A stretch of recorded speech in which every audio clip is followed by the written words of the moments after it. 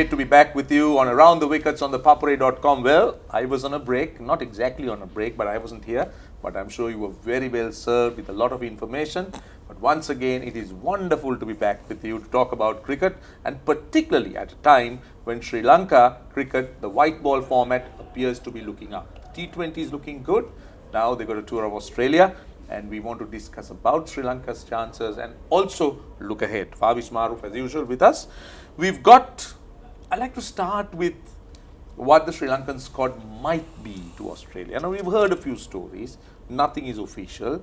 But one thing that appears to be coming out of what we've heard is that Lasith Malinga is going to be back. That Ashanta Dimel confirmed as captain. Well, there is every chance that Niroshan Dikwella, Kusal Pereira and Kusal Mendis, hopefully if he's fit, will be in the squad. Sadira Samaravikramam, I really don't know whether he helped himself, to be honest. So much of potential. Minod Bhanuka, that's a name I'm sure is going to figure a lot in the future. Lairu Madhushankar, too brief, and Angelo Pereira, the possible discards. The possible, I'm saying the possible. I'm not saying this is the final, but the possibility of this exchange to happen. Can we start with that? What are your thoughts? Especially the four guys who are a little bit unfortunate to be kind of, moved out from a winning combination. As far as I'm concerned, it's expected. I mean, I know that it's hard on those four players who got dropped. Because, not dropped as yet. You're just assuming. It's not official? Oh, no, it's not official. Okay, if it's unofficial, I mean, if it's happened, if it's the case, it's unfortunate because after winning a series such as Pakistan, the world #1 team, getting dropped is unfortunate. But I understand why, if it happens, and as expected, the four frontline T20 specialists coming back in. So I reckon it's a tough call, but that's where, if I'm a selector, I like to be. Where we have to have that headache, like you to have a lot of players who are performing, and you need to have players who are performing at the moment and keep pushing the players who is in the squad. So that's what exactly the case at the moment. But saying that, it's up to the four players who got dropped. Now the mercantile season is on, and then the domestic season will be coming up. So it's just not a matter of knocking on the door. Just keep reminding the selectors that they are still around and they're performing. And I know for a fact that this selection committee, when they give a run, they give an extensive run. So unfortunate this situation because some the four specialists didn't tour. So that's what the reason is. But apart from that, I think these four players, I mean, what you just mentioned, Roshan, are definitely in the radar, but just unfortunate for me. I think Minod Bhanuka looks a special talent, because I did see him batting. I mean, the way he came in. But I'm sure you've spoken a lot about Bhanuka Rajapaksa. That's not a point I'm going to make too much because I don't think Bhanuka Rajapaksa is in danger of losing his place. But Minod Bhanuka, I mean, I feel he was unfortunate. Yeah, he is definitely. unfortunate, but I'm positive that he will push some of these seniors really hard. Definitely, especially with Dikwella and Kusal Janit, the two wicket keepers in. And Kusal Janit didn't score that much in the New Zealand series when he played last. Dikwella scored some runs, so they are under pressure. They know that Minod Bhanuka is right behind. So that's a good headache to have. Right. So how would it work now? There is Danushka Gunatilaka there, obviously the main opener. Then we've got Bhanuka Rajapaksa, who has to bat at 3 in my humble opinion because he's been good. Definitely. So now with these four players in, you were talking about the positive headache the selectors have. So what would be, now we've got a kind of a probable 15 here. Now what would be your 11? Tough one to choose. Top six. No, tell me the six. I mean, for me, Danushka Gunatilaka, Bhanuka. We'll open with whom? I'll open with Kusal Pereira, Bhanuka at 3. Yeah. And see how it goes. And I'll have Osanda there as well. I mean, the way he batted. Yes. So he won't be far apart. Okay, all right, fine. So Two I'll openers, have Kusal, Bhanuka at 3. Bhanuka Who's at 3. 4? Osanda at 4 for me, the way he batted. Okay. And then it's Dikwella. What about Kusal Mendis? He won't play him? I mean, that's where the problem is. Kusal hasn't played any cricket for me. Right. So he may be, I'm not don't want to take a risk there. Right. So there's Kusal Mendis as well as just mentioned, as well as Avishka Fernando, but Avishka Fernando didn't perform that well. So you're not going to open with Avishka? You'll open with Kusal? I will definitely open with Kusal Pereira, and top 3 for me is going to be that. And 3 all-rounders in Dasun Sanaka and No, Bani right, Hasaranga. right. So 5 is Dikwella? For me, Dikwella at 5 is a bit too low. So I reckon, if he's batting, he should bat at 4. That's where the dilemma is. So for me, number 4 either should be Osanda or Dikwella. But Dikwella coming in at 5, I feel it's just a bit For low. T20. T20 especially. Yeah. So it's a tough one to choose Dasun from. Chanaka were at 6. I'll bat at number 6. Fine.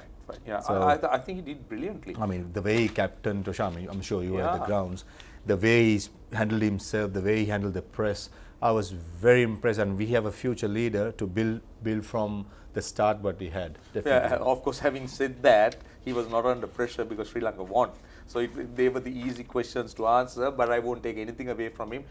And he's now turning out to be that finisher Sri Lanka have been looking for. I think he's fast stepping into that ThePapare shoes, but well, time will tell us whether that is the case or not. But just to remind you, three T20s only. First game in Adelaide on the 27th of October, second on the 30th of October in Brisbane, and the third on the 1st November at Melbourne. So Sri Lanka is doing a bit of a round trip. 3 important cities. One quick thing to tell our viewers, Roshan, about Yeah. the venues. Yeah. Now you take Adelaide. Yeah. I'm sure that you must be there. Would have been there. Yeah. The straight boundaries are longer. Yes. The side boundaries are shorter. Whereas the Brisbane and Melbourne is the other way around. They're massive. Exactly. So the tactics for us should be different. Like in Adelaide, you move often. It's safer to bowl Yorkers because the straight boundaries are so long.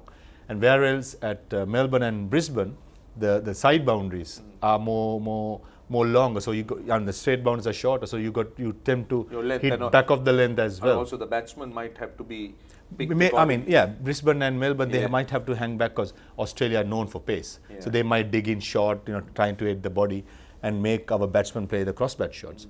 And we have to be proactive. I'm sure that they must have thought about it and training about it. So that's something that I would like to bring to our viewers' point that in Australia this might happen, and if it's so, we will have a good series in hand because Australians, as you know, are very good in tactical work, and I'm pretty sure our boys with our tactical team would working on it now before they will leave. Yeah, very good point. That is excellent point. And these are little details that teams will pay attention to. So hopefully these things will be looked at, and it's again about competing. It's again about putting your hand up. So let's see how it happens.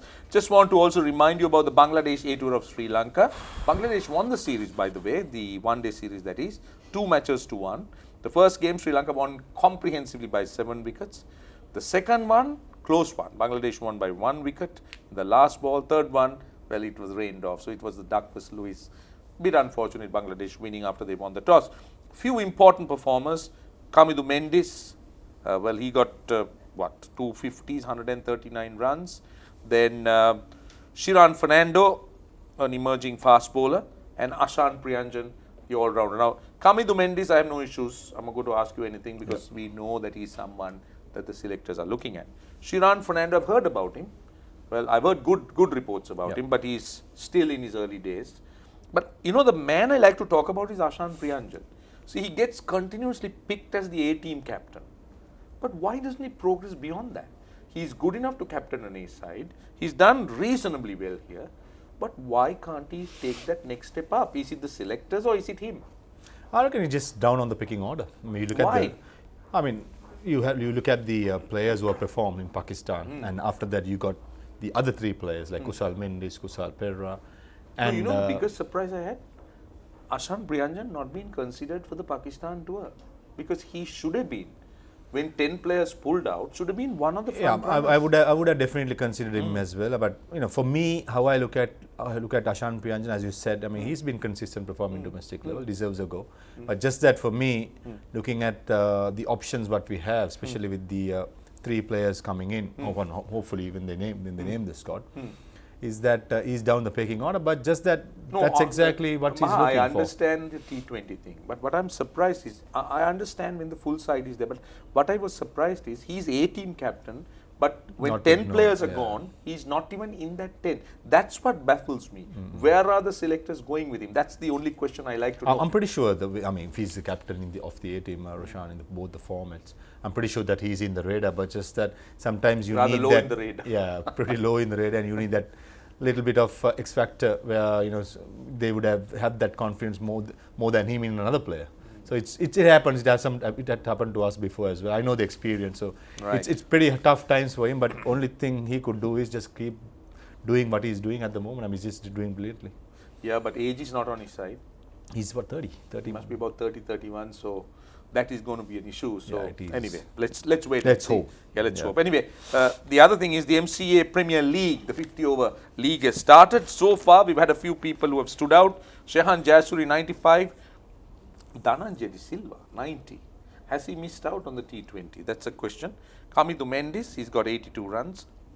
Malinda Pushpa Kumara and Shiran Fernando has got wickets.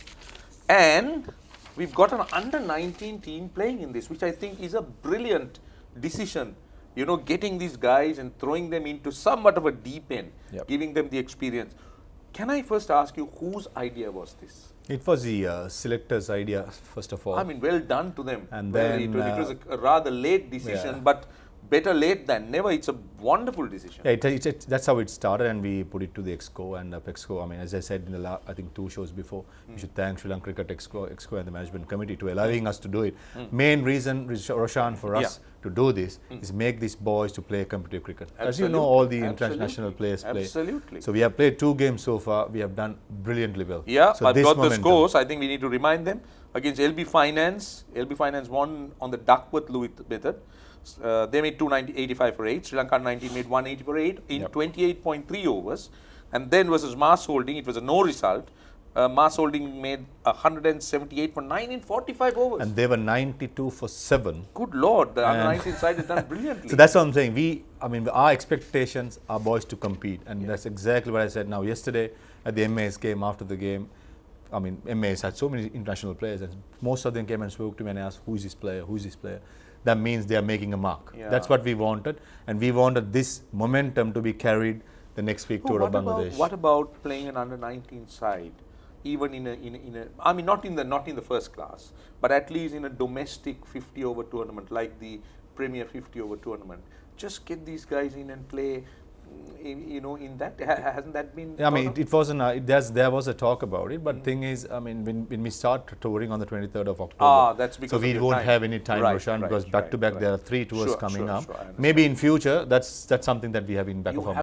Even in an under-23 tournament, if you can have an under-19, that too, but just that we can't pick it in because we have limited time there as well. Right, good thoughts. It's looking very good, I must say. These are very positive developments, lots of positive developments. Well, Sri Lanka A lost to Bangladesh, doesn't matter. Good competition. One game by one wicket, another one on the Duckworth-Lewis. But the one that Sri Lanka won quite comprehensively. The under-19 team making waves, making progress. Good news again. The national team's doing brilliantly so far. We're hoping they will continue their good run and the momentum as they get to Australia. Right, we are almost at the end of the show. I must remind you that now I know there are lots of people watching this program and you're quite keen to get updated information and whatever that cricket could offer. So you know what to do? Just subscribe to the channel. Get in there, subscribe. You will have all the updated news and everything that's happening in the world of sport and cricket in particular. Now I'm going to ask you a question this week. Now, with you guys watching this program and being so observant of what's going on, this is a piece of cake. What are the 2 countries that were reinstated as ICC members in the ICC board meeting held in Dubai on Monday, the 14th of October? 2 teams, 2 countries were reinstated to international level. Just tell us what those 2 countries are. Now, last week we asked you a question. Who has made an international century for Sri Lanka women other than Chamari Atapattu?